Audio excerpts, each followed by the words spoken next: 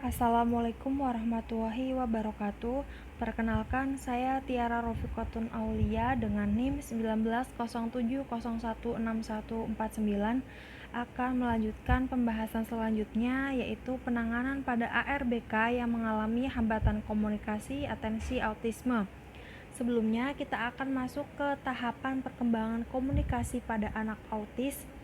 Perkembangan komunikasi pada anak autis dipengaruhi beberapa faktor, di antaranya yaitu kemampuan berinteraksi, cara anak berkomunikasi, alasan dibalik komunikasi yang dilakukan anak, misalnya apakah anak menginginkan sesuatu, menolak, atau ada sesuatu yang mengganggu baginya. Dan yang terakhir ada tingkat pemahaman anak. Untuk melihat cara yang digunakan anak dalam berkomunikasi dibutuhkan pengamatan khusus. Di antaranya apakah anak akan menarik tangan orang lain, menggunakan sikap tubuh, menangis, melihat ke arah benda yang diinginkan, menunjuk, atau ia sudah menggunakan kata-kata. Oleh karena itu, orang tua perlu mengetahui tahapan perkembangan komunikasi pada anak untuk mengetahui dan memahami tahapan komunikasi mana yang sedang ditempuh anak autis. Secara umum, tahapan perkembangan komunikasi dibagi menjadi 4 ya. Yang pertama, the on agenda stage, the requester stage, the early communication stage, dan yang terakhir ada the partner stage. Pada tahap pertama yaitu the on agenda stage, tahap ini anak lebih suka bermain sendiri dan nampaknya tidak tertarik pada orang-orang di sekitarnya. Anak belum mengetahui bahwa komunikasi dapat mempengaruhi orang lain.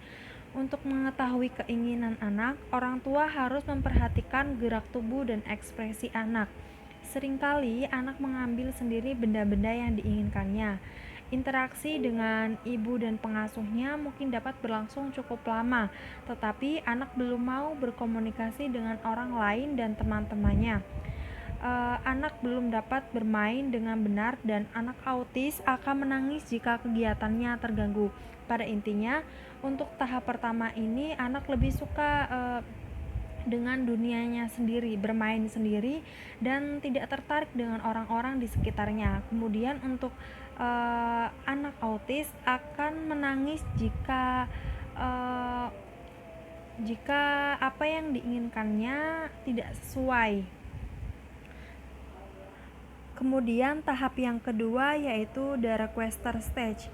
Pada tahap ini, anak akan menyadari bahwa tingkah lakunya dapat mempengaruhi orang di sekitarnya. Bila menginginkan sesuatu, seringkali anak akan menarik tangan orang lain dan mengarahkan tangan orang lain ke benda yang diinginkan. Kegiatan atau permainan yang disukai anak masih bersifat fisik, seperti digelitiki, bergulat, dan lain sebagainya. Sebagian anak mampu mengulangi kata-kata atau suara, tetapi bukan untuk berkomunikasi, melainkan untuk menenangkan dirinya. Anak mulai bisa mengikuti perintah sederhana, tetapi responnya belum konsisten. Ia juga sudah memahami tahapan rutin dalam kehidupan sehari-harinya. Selanjutnya yaitu tahap the early communication stage. Pada tahap ini, kemampuan komunikasi anak lebih baik karena sudah bisa menggunakan isyarat, suara, dan gambar. Interaksi yang terjadi juga berlangsung lebih lama. Anak telah menyadari bahwa ia bisa menggunakan satu bentuk komunikasi tertentu secara konsisten pada situasi khusus, tetapi inisiatif untuk berkomunikasi masih sangat terbatas dan pada pemenuhan kebutuhannya seperti makan, minum, dan benda-benda yang disukainya. Pada tahap ini, anak telah mulai mengulang hal-hal yang didengar, mulai memahami isyarat visual atau gambar, komunikasi, dan memahami kalimat sederhana. Jika terlihat adanya perkembangan bahwa anak mulai memanggil nama, menunjuk sesuatu yang diinginkan, dan melakukan kontak mata untuk menarik perhatian, artinya anak sudah siap memulai komunikasi dua arah. Pada tahap ini, anak sudah dapat diajarkan untuk menyapa orang lain, seperti dan juga menjawab pertanyaan. Jika ditanya apa ini, itu anak sudah mampu memberikan respon jawaban ya atau tidak.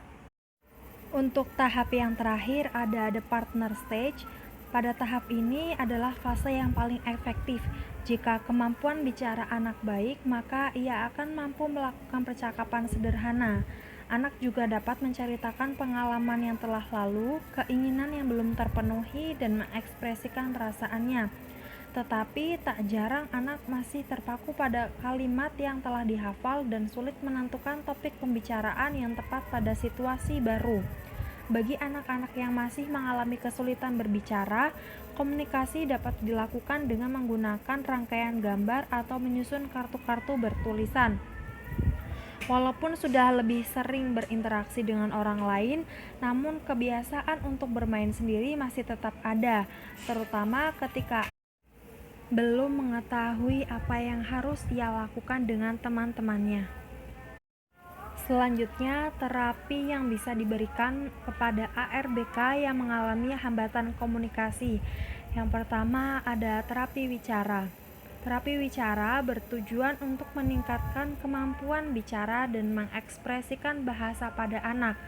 Selain bahasa yang bersifat verbal, terapi ini juga melatih bentuk bahasa nonverbal. Terapi wicara sendiri mengembangkan dua hal untuk hasil yang optimal. Hal yang pertama adalah mengoptimalkan koordinasi mulut agar dapat menghasilkan suara untuk membentuk kata-kata. Olah mulut ini merupakan tahapan yang cukup penting. Tujuannya agar anak bisa membuat kalimat lancar, artikulasi yang jelas, dan volume suara yang cukup. Hal terpenting kedua adalah mengembangkan pemahaman bahasa dan upaya mengekspresikan bahasa. Selain terapi wicara, ada juga beberapa metode nonverbal yang dapat dilakukan dalam membantu berkembangnya kemampuan komunikasi pada anak autis. Yang pertama ada PECS atau Picture Exchange Communication System dan MOPIC, yaitu kartu bergambar yang dapat membantu anak autis mengungkapkan keinginan dan mengekspresikan perasaannya. Bentuk dari PECS ini adalah berupa kartu, di mana kartu itu memiliki simbol-simbol tertentu yang mengartikan sesuatu. Misalnya ada gambar anak mengenakan baju, artinya anak autis ini diminta untuk mengenakan baju, atau ada gambar anak yang makan gitu ya, dan lain sebagainya. Yang kedua ada KAA atau komunikasi alternatif augmentatif, merupakan media dan metode yang digunakan oleh individu dengan hambatan komunikasi agar dapat berkomunikasi dengan lingkungan secara timbal balik meskipun tanpa menggunakan komunikasi verbal atau bicara.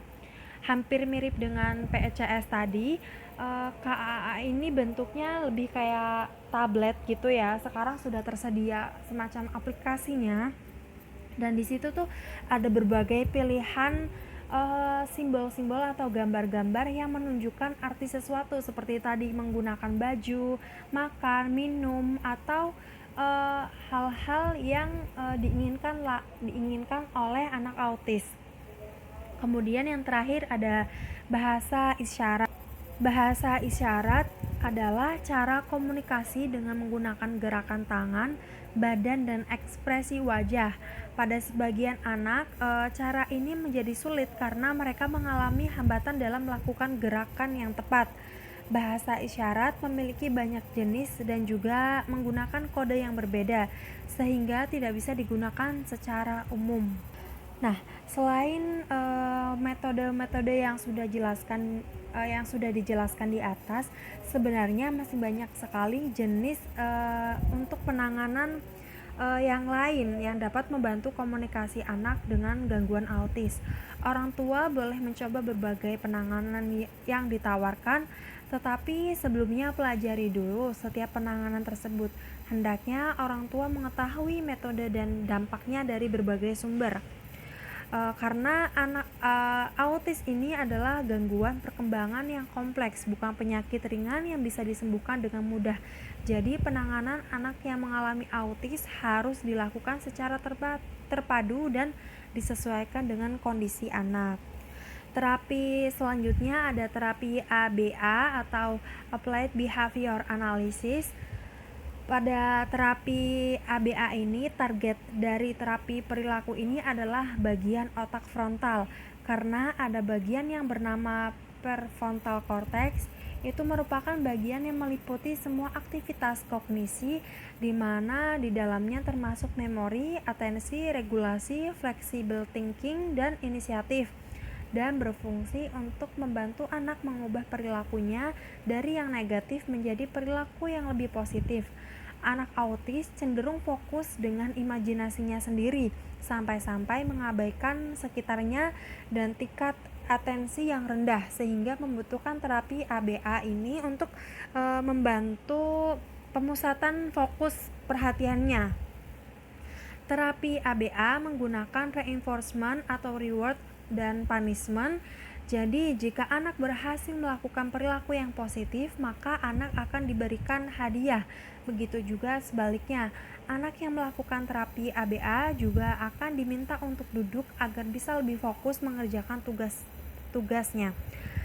Target utama dari ABA ini adalah meningkatkan atensi, mengurangi perilaku repetitif, mengurangi frekuensi tantrum, meningkatkan intensitas kontak mata, dan melatih regulasi diri.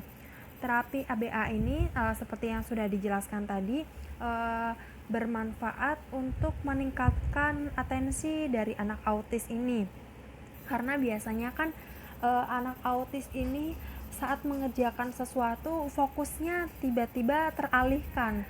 Nah, dengan ABA ini, karena semisal anak sudah mampu mengerjakan tugasnya dengan baik, maka perlu menggunakan reinforcement, yaitu reward atau reward itu ya tadi ya. Kalau mampu menyelesaikan tugas, ya dikasih reward seperti pujian dan lain sebagainya. Jika anak autis ini masih belum mampu mengerjakan tugasnya, ya dikasih punishment tadi ya.